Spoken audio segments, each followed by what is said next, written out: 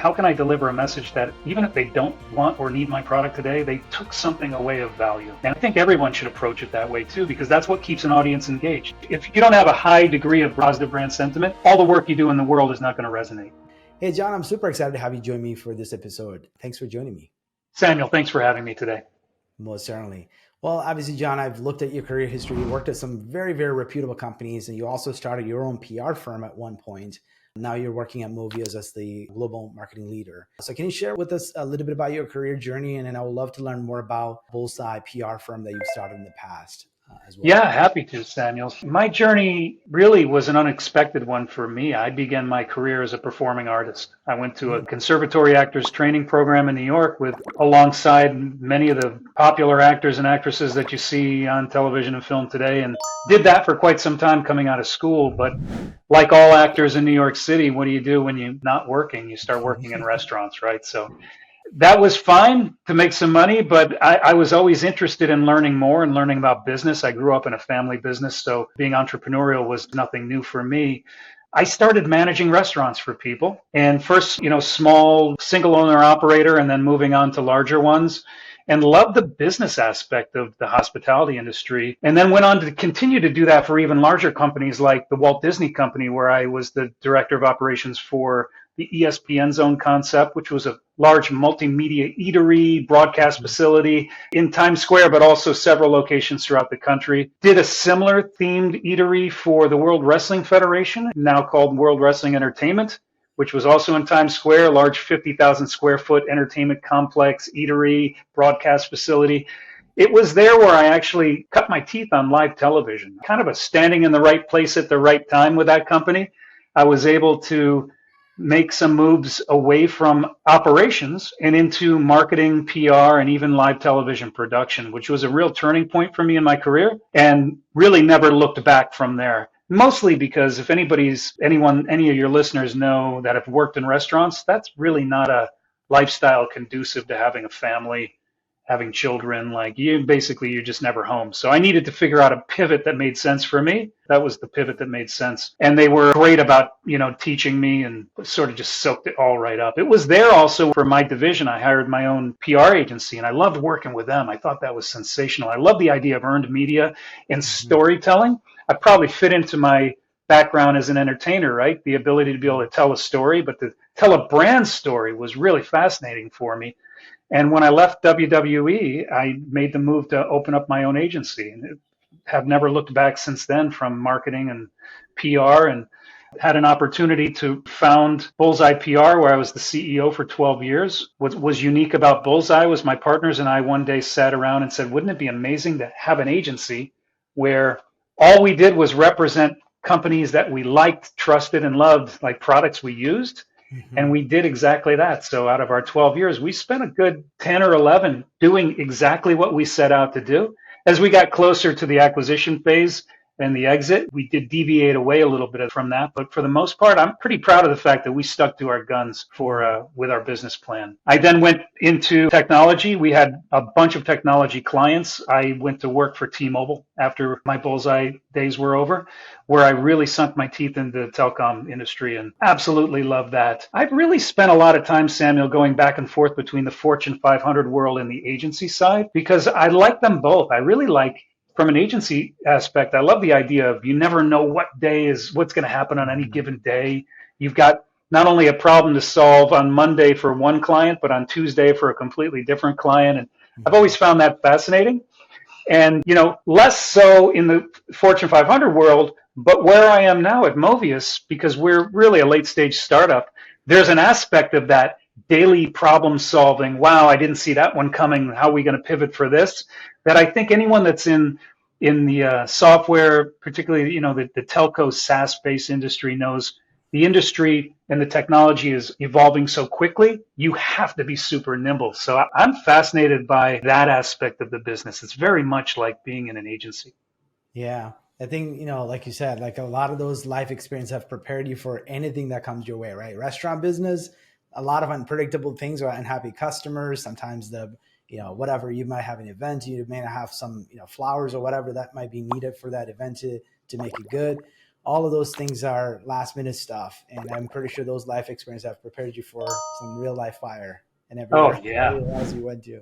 For sure, Samuel. And you know, in the live event space, if it can go wrong, it absolutely will go wrong. So Yeah. it's what you do with it. Yeah. And nowadays, security is also a bigger problem than maybe when you were probably back in the day when you were running, because now security is a big concern, especially when you have live event and celebrities are actually present. So you've mentioned the, kind of the early days of starting. Obviously, you learned about working with PR firms and you saw a need in the marketplace and you wanted to go represent brands that actually kind of shared your vision and values and things of that nature. So what was PR like when you were running that company, and what have you seen as an evolution since then?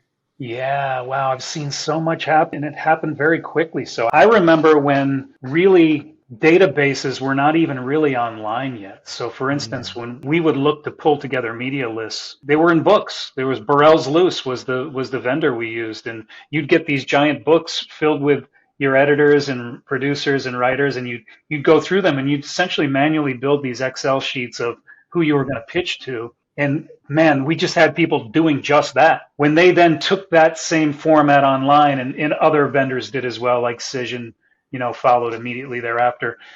It was great because all that data was being updated in real time. Somebody left a job, they went from the New York Times to the Washington Post and on and on. It made a big difference in how that went. But I tell you what was really interesting was we were there when in the infancy of social media and its impact on earned media in the PR world. I'll never forget the day when a friend of mine who was involved in financing Twitter in its early stages came and showed me what Twitter looked like pre-launch when it was still in beta.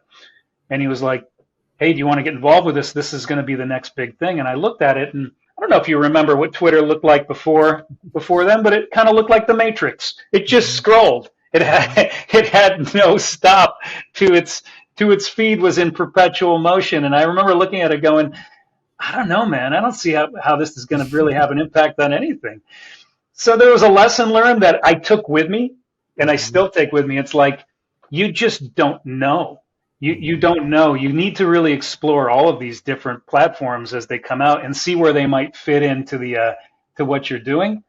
And that's why when something new comes along, I make sure we vet it thoroughly, not just how it works, but how does that work in the context of the work we're doing for either our clients or for our brand. Yeah. So that was one of the things that really sticks out to me was if I talk to my children, they think it's their generation that created social media. I'm like, no. Trust me. We were there when it all went down.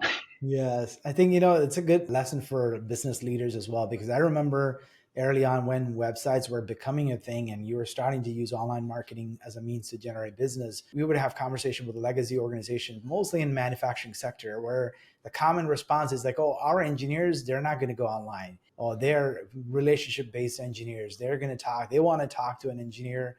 They're going to want to discuss their project and scope that out and send RFPs or blueprint. And from that conversation to now, where you have people going onto a website, product catalogs and product configurators, and then requesting things online and completely have literally no interaction with a salesperson until much, much later in the sales process.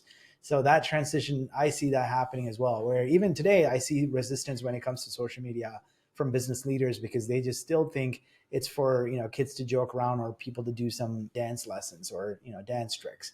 That's right. You asked what I've seen as far as the evolution of PR too. So it's an interesting thought. Is certainly saw that big dynamic change that I referred to when social media kicked in and everything really became more digitally oriented, including our databases and how we approach people.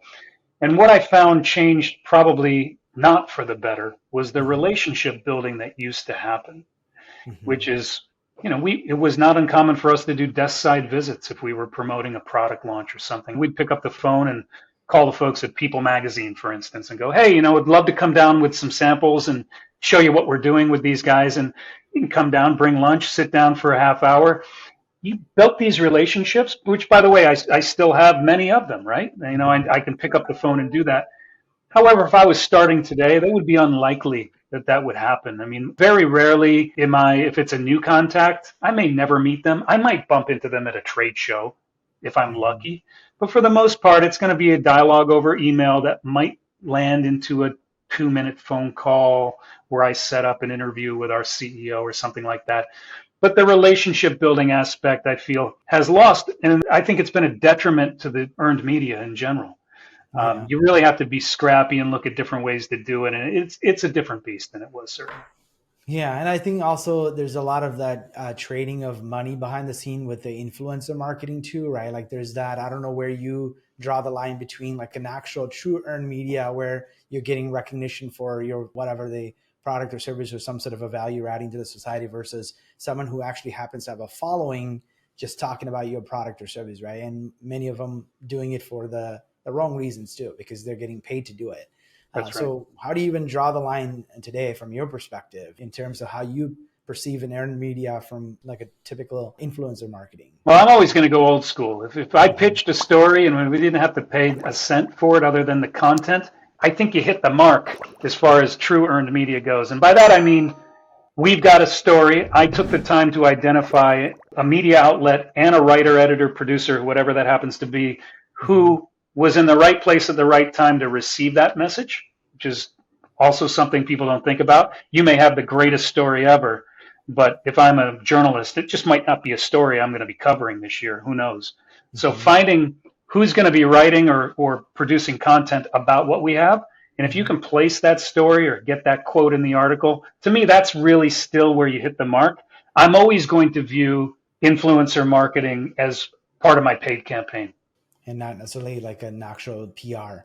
Correct. And then how do you, I mean, obviously there's been a lot of changes in the industry in terms of how the earned media has evolved, but how do you truly leverage earned media to build a strong brand and ultimately win customers? Yeah, so I think earned media, it adds that big dose of credibility that you can't get with any paid tactic. Meaning when somebody reads about something in an article that's clearly written in a journalistic style and it's covering something like news and you happen to be in there and, hopefully prominently placed in a positive light, and that's something you can't even really buy. And if you did, it would be very transparent that it was bought if you were to do that. So to me, it's critical to brand building, but it's not the entire wheel. It's a spoke in the marketing wheel. And I tell people that all the time. And in the agency world, I used to see people come to me, prospects. I'd sit down with a potential client and they would be like, we're thinking of going all in PR. Because I would ask like, hey, can I see your marketing plan? It would be some of the first things we would talk about. I want to see like where you feel your brand is positioned, your products are positioned, and what other tactics are you going to look to deploy? And when somebody would say, oh, we really don't have one, we're going to go deep with PR. And that happened with some brands that lucked out and were pretty successful with it. I would always usually say, don't do that, which seems counterintuitive from a guy in the PR industry. But I also know that what we did as a standalone isn't necessarily going to be the thing to bring you to the promised land, whatever the promised land happens to be for you. You really need to have balance in your programs. Obviously, where I'm sitting now and, in my role at Movius, that's always a big piece of what I do is make sure that all of our tactics are balanced, that they tell a story and they reach the right audience. Yeah. So in terms of like leveraging it, right? One thing is to get recognition, whether we're using a PR firm to get some placement opportunities or whether you have internal resources that are actually trying to go build that relationship and pitch, whether that the leadership or a product or service or whatever that you might be doing or a story, right? Doing that is one aspect of it. How do you start to leverage to get customers? So my question is like, what are some tactical examples that you have, whether through your own customers you've helped at the Bullseye or even at Movio? How do you use that? Because a lot of times people get accolades, but they don't know how to use it. And a lot of times it's like, oh, we are, Inc. 5000, but what does that even mean? And how do you actually use in your sales efforts to grow and win? Yeah, in a number of ways. So of course, this goes back to the beginning of my career in PR. Unless someone was reading the newspaper where you're mentioned in or happens to watch Good Morning America when your client's on it or your brand's on it, if you haven't figured out how to repurpose that content, you're going to be lost quickly and the value will shrink immediately. The only thing I can think of is if you had an appearance on, in the Super Bowl halftime show where most of the country's watching. Other than that, you better be ready to repurpose it. And by the way, even that stuff's getting repurposed the next day. So, the networks even understand the value of that. So what we would typically do and still do to this day is I'll look at what the coverage looks like. Let's just say it's a great quote in the Wall Street Journal with my CEO, right? I'll look to turn that into a number of different social posts across all of our platforms. I'll probably tweak it a little to make sure that it fits right on each of those platforms and talk to the audience properly. If it's video, I'm going to use that in a number of ways. It might end up on our website. It might end up sliced up into sales enablement content and as a piece of some larger collateral. And I'll almost always turn something into a white paper that we can give to the sales team. Because at the end of the day, we work in three pillars. The first one is building the brand, making sure that everything the brand says internally and externally is on point. The second pillar really is filling the funnel, right? Mm-hmm. Brand looks good. Now let's get some customers.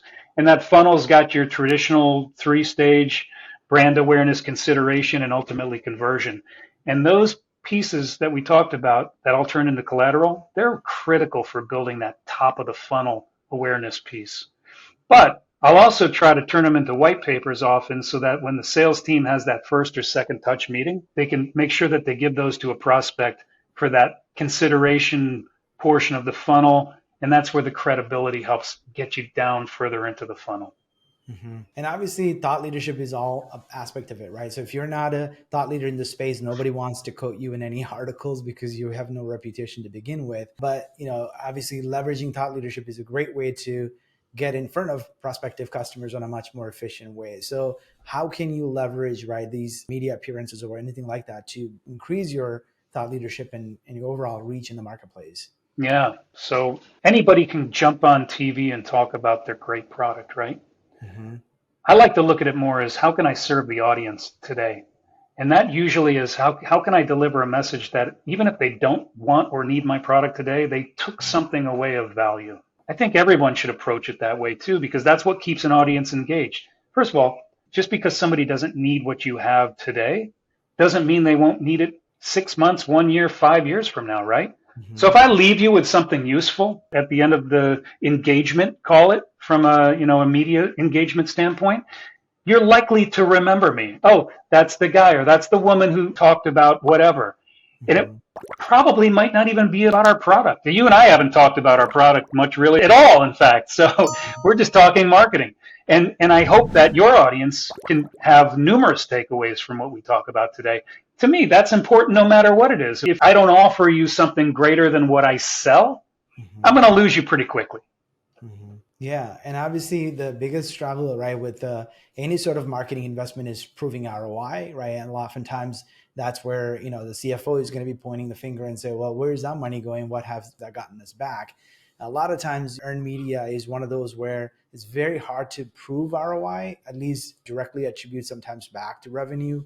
So what have you done to help your customers in the past understand, or even currently today, your leadership understand the power of you appearing on a podcast like this? How is that going to help Movius generate more customers, right? How do you explain that? What should business leaders be thinking in terms of investing money and resources into an effort like this? Sure. So ROI tracking has changed enormously over the last 20 years. Back in the day, people wanted to know, like, hey, how is this comparing to if I were just to pick out a bunch of ads somewhere, right? So we used to treat it like that. We would look at what the ad rates were for a particular publication. Once again, we'll use the New York Times as an example. And we would go, okay, well, a quarter page ad in the Times is X amount. We just got you a quarter page plus a couple lines more. That's this value. And we would really kind of almost treat it like that. And it was very satisfying for most companies to see that. They'd be like, oh, look at what we saved. We'd rather took that ad out. Those days are gone. First of all, no one's buying anything that's made out of paper anymore. So you're not really looking at it in quite that way. You can sort of do that with broadcast if you wanted, but we don't even really do that anymore. What we do, however, is track through AI analysis how the impact of earned media on brand sentiment. Mm-hmm. So by that, I mean, I'm always very concerned and aware of how the world sees our brand. And I want to make sure that I see the needle for brand sentiment always improving.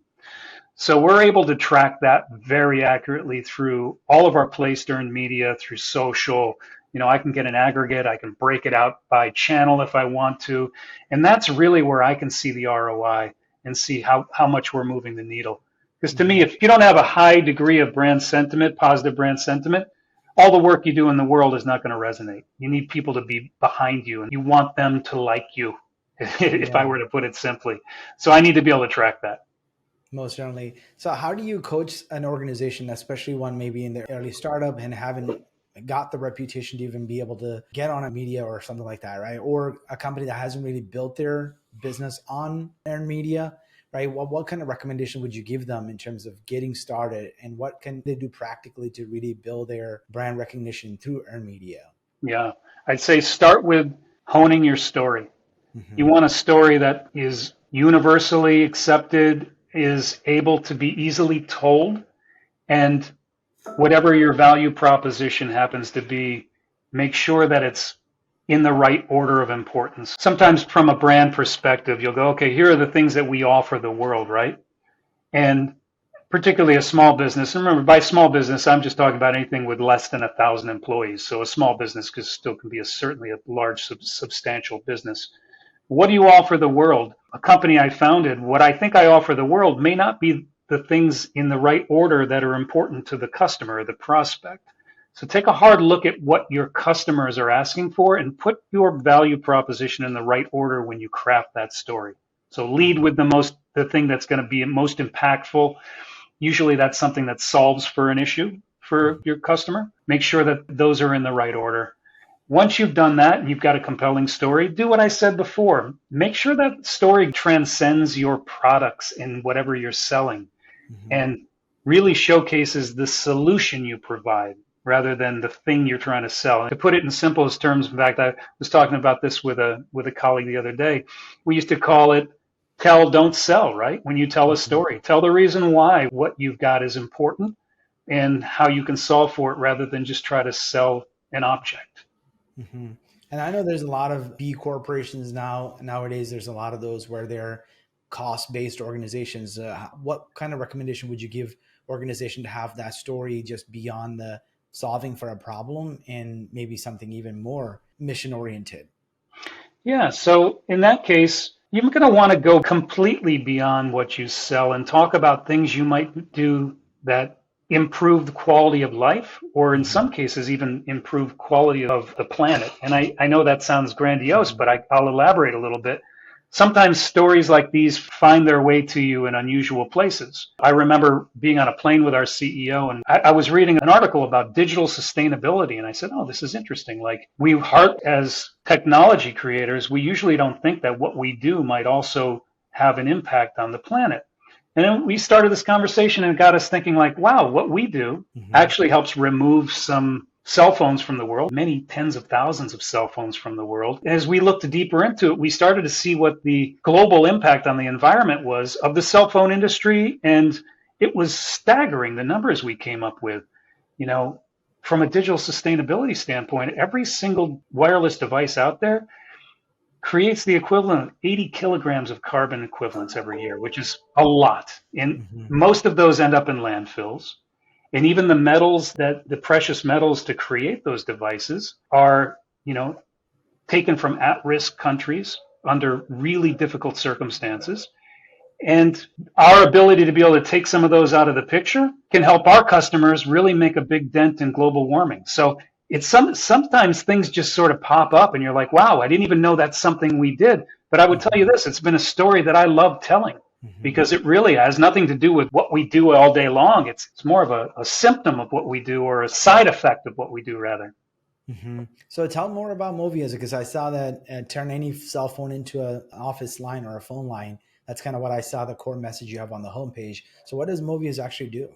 Yeah, so I'll start by saying we consider ourselves to be the Uber of telecom. And by Mm-hmm. that I mean where we fit into the ecosystem for telecom is that you probably remember the phone on your grandma's kitchen wall, the rotary phone, right? And Mm-hmm. we call that phone 1.0. Had the big long cord, maybe you needed some privacy, you went into the closet down the hallway for it, right? And Mm-hmm. that pretty much didn't change for 100 years. And then boom, out of nowhere comes wireless technology, and that's phone 2.0. And that's essentially a SIM card communicating with a tower, creating a phone call. And certainly while the phones have evolved, I mean, they've gotten great. I mean, the cameras are amazing. It's killed the camera industry for the most part. The Mm-hmm. actual technology of SIM communicating to tower, with the exception of it being faster, has not changed much. It's pretty much been the same. Now, what we do is something we call phone 3.0, which is we've eliminated the SIM, and through software, proprietary software, we can create a carrier grade call without the use of a SIM. Gives us the ability with our product, which is called Multi-Line by Movius. We're able to put a second dedicated business line on any smartphone without the use of a SIM, giving you complete separation between work and personal. And the work never communicates with the personal, so there's no interaction between SIM and software, so you've got perfect privacy. And that in itself is pretty cool because that allows you to put two numbers on one phone. Huge cost savings for companies that don't want to give phones, additional corporate liable devices to their staff. But we took it many steps further from there. Most of our clients today and where we started certainly was in highly regulated industries like the financial services industry, healthcare, pharma, education, where being able to capture calls and texts and store them in the cloud became a vital part of our business because, as you might know, it's an SEC violation for a stockbroker, for instance, to just start willy-nilly texting like, "Hey, sell all your Apple stock today." That's what's called an off-channel SEC violation, right? Because that would not be captured. If there was an audit, you wouldn't be able to scrutinize that. Well, we help tier one global banks capture those communications, store them in the cloud. If there's ever an audit scenario, they're right there in a nice, neat package where they can take them. We also took it a step further from the archival, and our multi-line product also interfaces with almost all of the social applications, the messaging applications that people use on a daily basis, like WhatsApp, WeChat, Line. We interface with Microsoft Teams, so you can make your calls and texts from your multi-line number with Microsoft Teams, and you stay directly in your workflow. We interface with most CRMs like Salesforce, so you don't have to update your Salesforce every week. All those communications are automatically flown in, and you can even make calls right from the Salesforce platform. So what we've done is really taken our technology and created an omni-channel business communication platform for companies of all sizes. Mm-hmm. So does it operate on your phone as a separate app, or how does Yeah, it's super easy to download. In fact, the user interface is just like your native dialer. You download the app. It takes maybe 2 minutes to onboard. The number is assigned to you by your company and controlled with an admin portal by whoever you've assigned as the admin for that.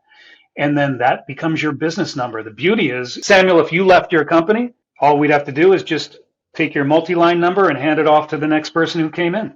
So you, the business, continues to own the number, just like you'd own the email address, right, for somebody that works for you.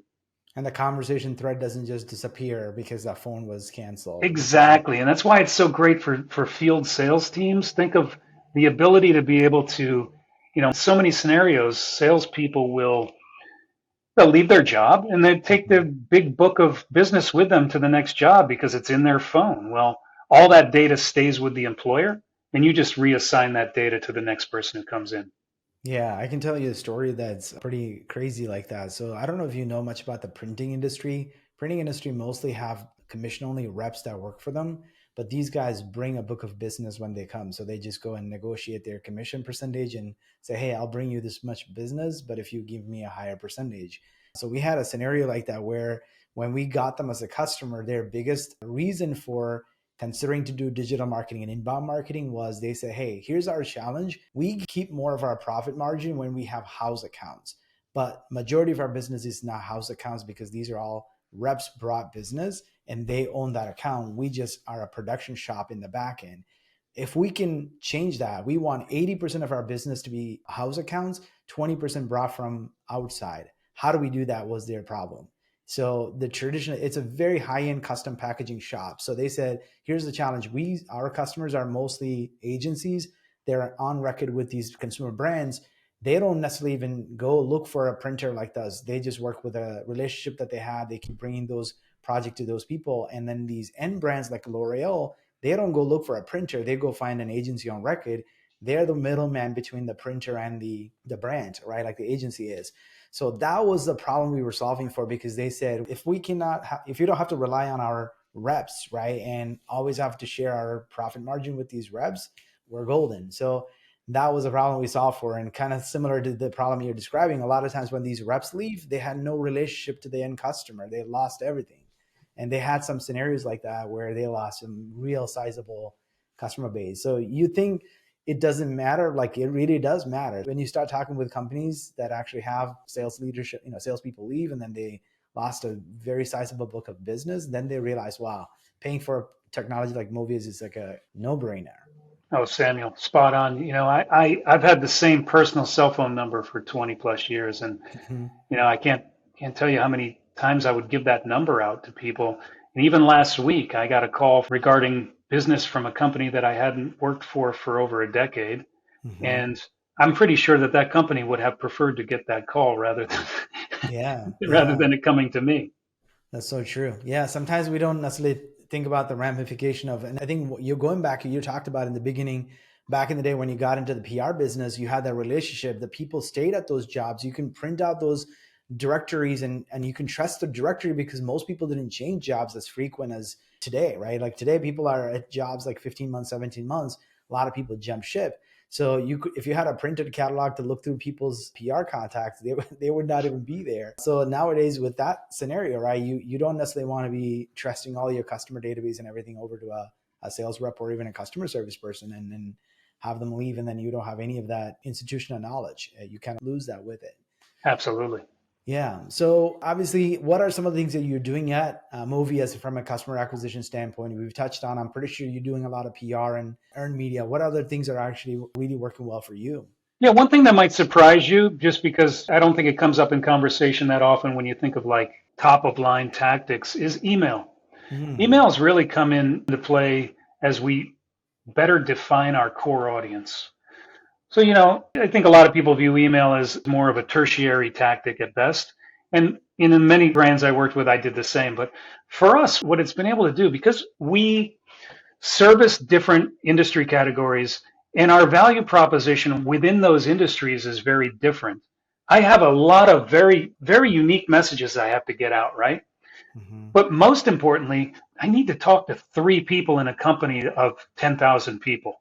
And it's usually compliance, IT leaders, or in some cases, you like a CISO or a CTO, right? But the conversation for us usually starts at the top, and I need to find those people. And a great way to reach them is a multi touch email campaign that I'm going to talk about what I talked before, isn't just jamming what we do down their throat, but often has some thought leadership involved, gives some value above and beyond what we do, might be tied to a blog post that I recently wrote or somebody from my team wrote. We have found great success in that place because we're able to really contour the story and make sure we can reach those few people that we need to talk to.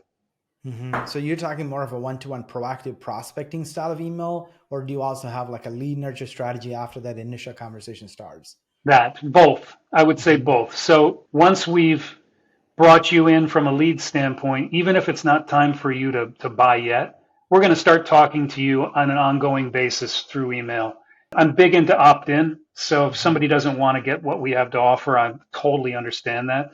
I really feel strongly that I need to deliver some value, like I said, value above and beyond our product so that you want to, oh, there's something from Movius. They always have something good for us. And we won't kill them with emails, but figure you're going to get something every other week of value from us to keep us on the radar. hmm And obviously, a problem like this exists, but a lot of times these are not problems they're always thinking about every day, right? So, what are some of the content strategy that you really have been able to successfully execute to inform not only about Movius's existence, but about recognizing this in the problem? Like the awareness of the problem is usually the problem a lot of times because people don't know this problem exists because they just say, oh, we have a phone. We're just IT companies going to just deploy a phone number. That's how we onboard a new employee. When they leave, we just, port the number, right? That's just kind of what happens. What kind of strategy have you used to be able to educate the market about this problem? Yeah, well, it starts with some basic stuff that I don't think too many people do anymore. In fact, I'm going to sound like a super geezer when I talk about this, but we still do focus groups when we launch a new vertical.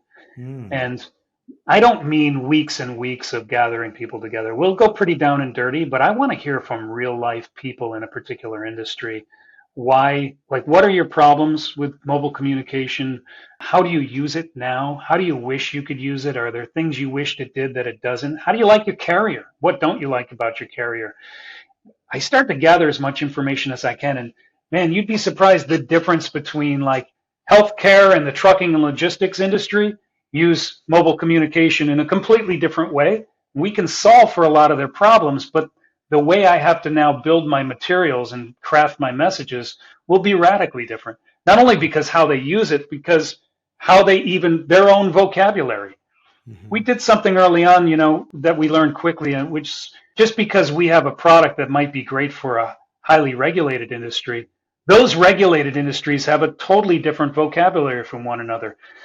Healthcare does not speak financial. Financial does not speak healthcare. And just because we have a similar use case for them doesn't mean that our stories will resonate with them. We had to really craft messages that specifically applied to both of those industries. To answer your question, it really starts with learning your audience and learning your customers. I learned this at T-Mobile. If anybody, my 6 years at T-Mobile, if there was any one takeaway, it was from John Ledger, the CEO, when we launched what we called the Uncarrier program, the Uncarrier campaign, was really about not just changing the brand, it was about changing the industry. John Ledger on his first day said to me, "Why do we have to be part of a broken industry?" And I was like, "What do you mean?" He goes, think about industries that nobody likes, like insurance and airlines and, cable television and all these ones where like nobody was waking up saying, "Man, I love my cable provider." No one says that. You just sort of suck it up. He said, "Why does it have to be that way? Why can't people like what we do?" And what we did essentially was listen to our customers. We polled them. We listened to our frontline associates. We found out what people didn't like about us, about their other carriers, whatever it happened to be. And we did what I called George Costanza marketing. So if there's any Seinfeld fans out there, they might remember the episode of Seinfeld where George decides to do the opposite of everything he's been doing his entire life. And when he does that, he's wildly successful. We did that at T-Mobile. We actually, easy to do when you're in last place at the time in 2012, but you can take big swings when you have nowhere to go but up. But we did it. We listened to customers and we responded, and it changed everything. It didn't just change the brand, it really remodeled the industry. Yeah, that's pretty impressive that you actually worked at T-Mobile at the time they were making that change. I think the whole concept, there was no subscription, right? It was kind of month to month or something. It was the first thing we did away with. Yeah, just buy it month to month, essentially. Yeah, the first thing we did away with was contracts. The second was, hey, upgrade your device whenever you want. Why do you want to hear from us when it's time to buy a new phone? You want to buy it? We'll figure out a way to help you get there. Yeah, I think solving for the customer too, right? Like that was another thing. Most people felt like they were chained to that carrier and they couldn't leave. They're stuck for 2 years, and technology was advancing so fast. So sometimes people don't want to hold on to that same phone. I think all of those things really helped. I think T-Mobile kind of put their name in the mark. How can people learn more about you, John, and as well as about Movius? Yeah, so listen, I'm on LinkedIn, John Rarrick, and I love to connect with folks out there.